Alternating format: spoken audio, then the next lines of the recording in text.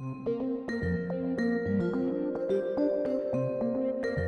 I'd like to welcome Katie Stitson to the stage. She is the UK Marketing Manager for EasyJet, and she looks after all direct marketing activities, including outdoor, desktop, and mobile.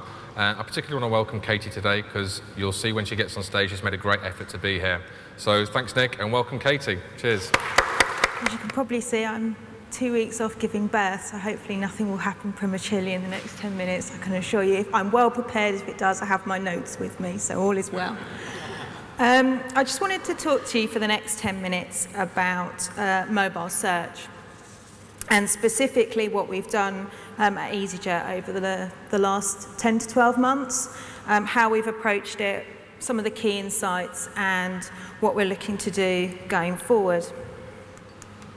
As you'll know, EasyJet as a business is a low-cost airline, and what that presents me with as a challenge on an ongoing basis within marketing is that we're very aggressive on cost, and we always have to work in an environment where we need to justify why we want to try and test new things. Our search account within the desktop arena is extremely successful and is something that we work very hard with our agency, OMD, and Google.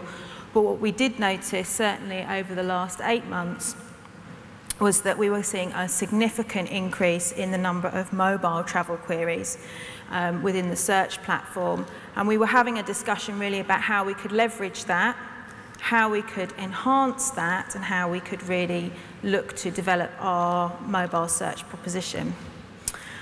It was also really important for us because, as Nick's mentioned, business cases is something that, as marketeers, we have to do on an ongoing basis. And this, we were hoping the mobile search test that we did was going to actually enable us to look at building our business case for our mobile site.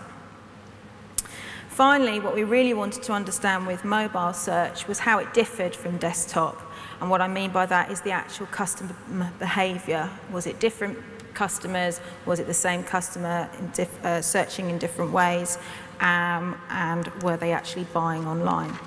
In terms of the test methodology, what we've done is we started running our mobile search account this year in February 2010.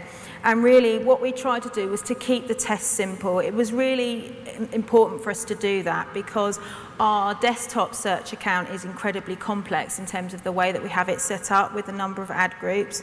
But for us, this was our initial test, so we wanted to keep things simple. And therefore, we really only had 2 separate brand and destination terms split.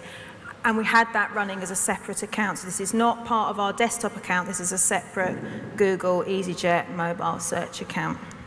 The key audiences that we were really trying to understand were business travellers and also EasyJet regular flyers. And what we mean by regular flyers are people that take 2 or more trips a year with EasyJet. And finally, all of the conversions and all of the data that we had, we tracked using Dart search. In terms of the top line results, some of this needs updating, but in terms of the first month, we saw over 330 seat sales in the first month. And that was, probably more importantly, was the fact it delivered an ROI of 11 to 1, which I can assure you is significantly higher than what we would see through our desktop account. Another interesting trend that we found, which was very important to us, was 38% of mobile bookings were within 10 days of departure, and that compares to 13% on desktop search. Why that's important to us is that that proves that that's incremental, so we're actually targeting an audience that we wouldn't have otherwise have reached through our desktop account. In terms of number of seats booked, we saw about 1.5 seats per booking on mobile versus 2 for desktop search. And mobile search delivered 6 times greater click-through on non-brand terms, which is really interesting because what it showed to us from a behavioural point of view was people were actually much more specific in their search at that point in time. They knew what they were doing. They weren't necessarily in a browsing mode. They actually had a specific need that they needed us to answer. Finally, in terms of from a transactional point of view, domestic routes were and continue to be within our search account the most popular routes searched online. So how have we used that data and what are we doing now? what it showed us and what it demonstrated is that there is a need for EasyJet to have a mobile search account, and that it needs to be separate from what we do on desktop. More importantly, it needs to have separate goals and objectives. So the way that we target and measure our agency for our desktop search performance is very different from the objectives we set on mobile search. Probably a good example of that is to say that over the last 6 months, the transactional side of our mobile search account has probably plateaued, whereas with the ash cloud, winter disruption, and a lot of the travel queries that have come through over the summer are very much around cancellations, disruption, etc. So we've seen a behavioural shift, and it's important that our mobile search account evolves with that. We were able to use the insight and the data that we got from our search test to influence the business case for our mobile site. And our mobile site is now in the final stage of development and will launch by the end of this year. But probably the biggest takeaway that I'd like to leave with you is that it's all about test and learn.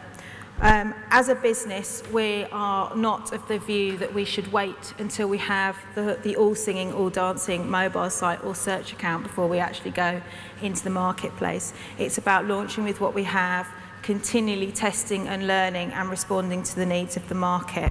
And I think that's really important for mobile, because we've heard a lot today about data that shows that potentially we're on the cusp and that the growth is going to be exponential. So now is a great time to make that investment, develop what you have, and then when that exponential growth does come, be in a position to really take advantage.